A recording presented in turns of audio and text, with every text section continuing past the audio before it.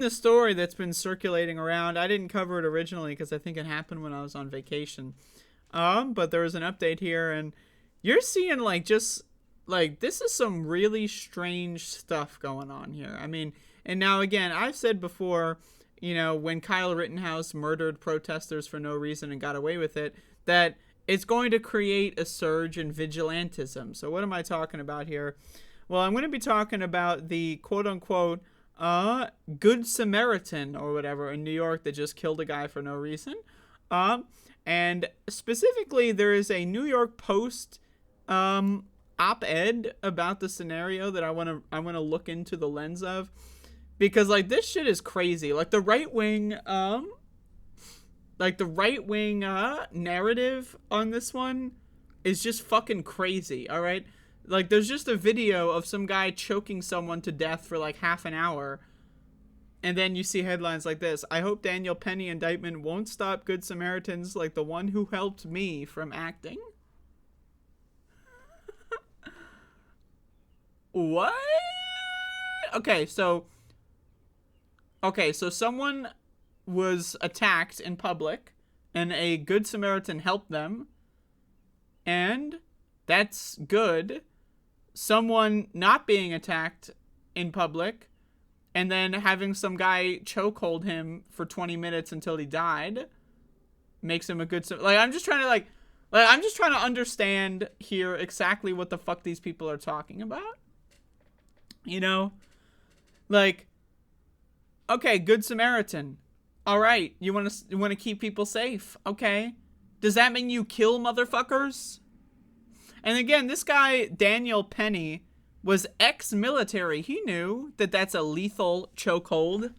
Where do you think he learned how to do it? He learned how to do a legal chokehold. Or a lethal, I should say, chokehold. That's where he learned it. From the military. He knew what he was doing.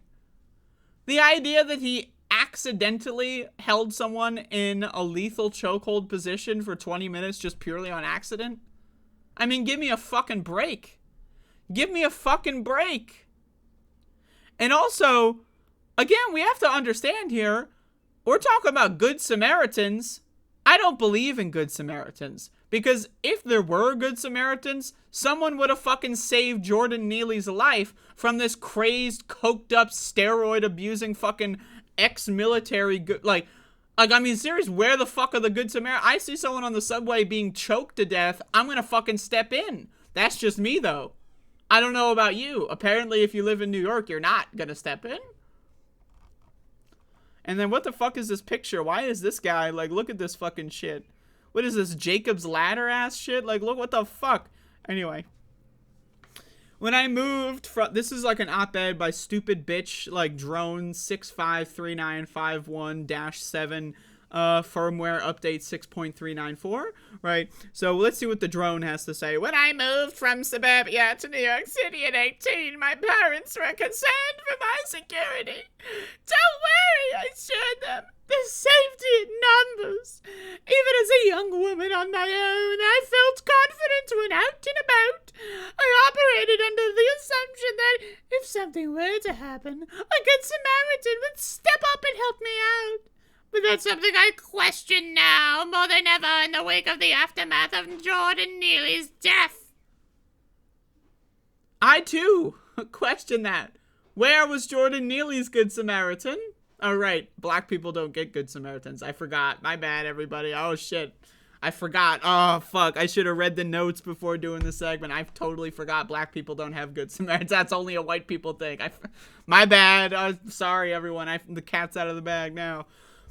Neely, who had reportedly had a history of psychosis, was fatally choked by a former Marine, Daniel Penny, during a May 1 subway confrontation. Penny had been charged with second-degree manslaughter and was manslaughter? Really? Manslaughter? Okay, he's an ex-fucking military. He was taught a chokehold for the specific purpose of lethality.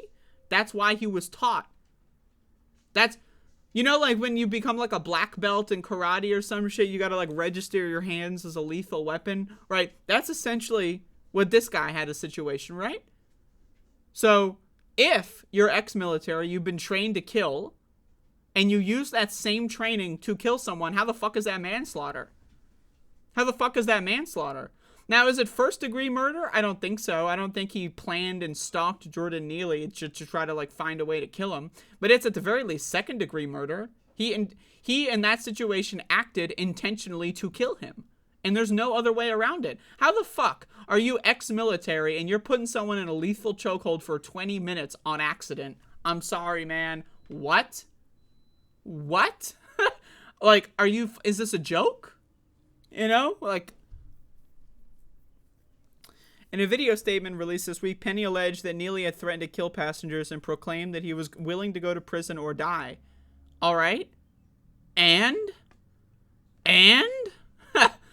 Okay, now, first of all, like, of course, right, the defendant in this instance is going to say something like that. But also, and? Is that a death sentence? Is going onto the subway, I want to kill someone, is that a death sentence? Can you point to me in the law, the U.S. code, where it says going on the subway and saying I'm going to kill someone is a death sentence? Now, I'm not agreeing with it. It's not the right thing to do. But it's certainly not a motherfucking death sentence last time I checked anyway. Maybe I guess it is now, apparently. I guess we're going to find out with this case.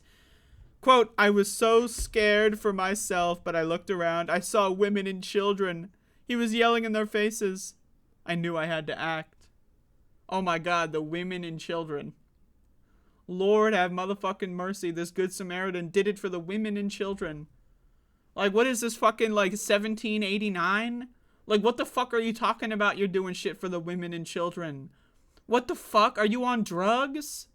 Like, did this guy take some hallucinogens or some shit? He's, like, seeing, like a fucking small village being burned by Agent Orange or some shit. Like, what is this guy talking about? Women and children. It's a motherfucking subway. And you killed the motherfucker for no reason. Okay, so step one, you see women and children. Step two, you kill a motherfucker? Like, what the fuck? Like, what? So when you see a woman and you just turn into, like, the Hulk and just start killing people because you saw a woman? Like, help me understand the thought process here.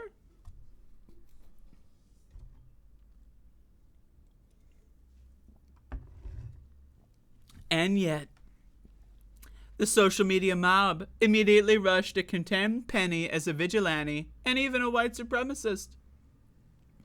Now, I personally wouldn't call him a white supremacist, but I think it's an accurate term. I mean, that's a good frame of reference here. Why is it that white people are allowed to kill black people, but if a black person kills a white person, it's a way bigger deal? I'm just saying, man, like, that's interesting. I mean, that's certainly interesting. Vigilante, I mean, is he a cop? If the answer is no, then yeah, I mean, that's what vigilantism is enacting your own sense of justice extrajudicially and without authority from the government. That's kind of the definition. That's like saying, like, the left is trying to turn my cell phone into a cell phone. What? Like, the left wants you to believe that this is a cell phone. The left wants you to believe that this is a can of seltzer. Is it really? I mean, that's kind of what a vigilante is. Now, we can debate whether or not vigilantism is morally ethical, or is it good or bad or morally neutral. That's fine. We can have that debate. But, I mean, like, this is textbook, like, vigilante. I mean, come on, man. What the fuck? Regardless of the outcome, Jordan Neely, a young man who weathered tragedy and was egregiously failed by the system, should not have died that day. So they're doing this, like, I agree with him being killed, but him being killed was a good thing, and it was great. And I hope more people like this get killed. But I don't want to look like a complete psychopathic freak. You know what I mean? Like, what? He was failed by the system? The same system that you promote that failed him? You know what I mean? Like, what? But looking less at the particulars and more at the potential precedent leaves me wondering, the next time a bystander considers stepping in to defend another New Yorker, will this change their calculus? I mean, again, the whole framing is wrong, because Jordan Neely was murdered, right? And no one stepped in to save him. So she's like, oh, someone got killed on a subway and no one saved them. Will the next time someone gets killed on a subway have no one save them? Well, yeah, that kind of seems like that seems like the track that we're going on. Like, what the fuck? So anyway, this is Jordan Neely here. Once, as a man began screaming at me and acting erratically on a subway platform, a bystander rushed to my side and walked me out of the station to safety. Yeah, if only someone did that with Jordan Neely. You know what I mean, right? But, anyway, again, these people are fucking insane. Using their, like, oh, I'm a woman and someone was creepy to me once, so that means it's okay to murder black people on the trains. Like, what the fuck? You know? Like, okay, how about this? I've been stalked on a fucking train before. I've had people try to follow me around, you know, unsolicited and all that kind of stuff. That doesn't mean I automatically endorse this guy murdering some guy on a train. Like, what the fuck? Are you insane? Like, what the fuck? How are those things related at all? Like, you know what I mean? Like, what are you... These people are crazy-ass motherfuckers.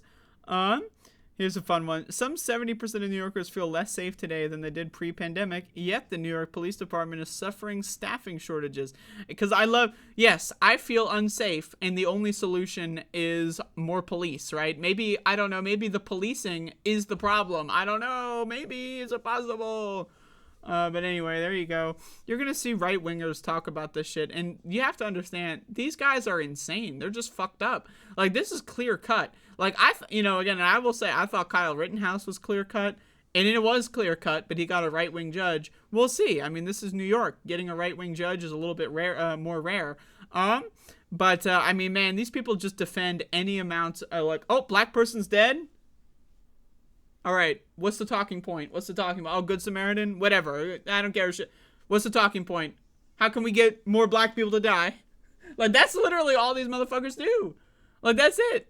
They just surf the news. Oh, is a black person dead? Okay, yes. It's a flowchart. How can we justify it? All right. And then, boom, there you go. And if they can't justify it, what do? They don't talk about it. That's why, they always act surprised when, like, there's, like, police brutality on a black person in the media. Oh, they're talking about this again. Yeah, because it's fucked up. Right? So whenever a black person is killed or brutalized by cops and it's not justifiable, they just don't talk about it. They just ignore it.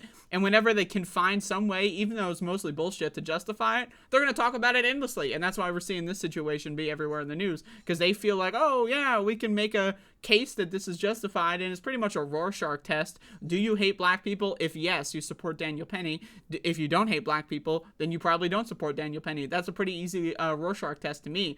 But again, what the fuck, man? These are some crazy ass motherfuckers. They're talking about, like, this is a good Samaritan when it's objectively, the reality was there was no good Samaritan and someone got killed from the lack of a good Samaritan. So if anything, we should be like, where the fuck are the good Samaritans? Because I didn't see any.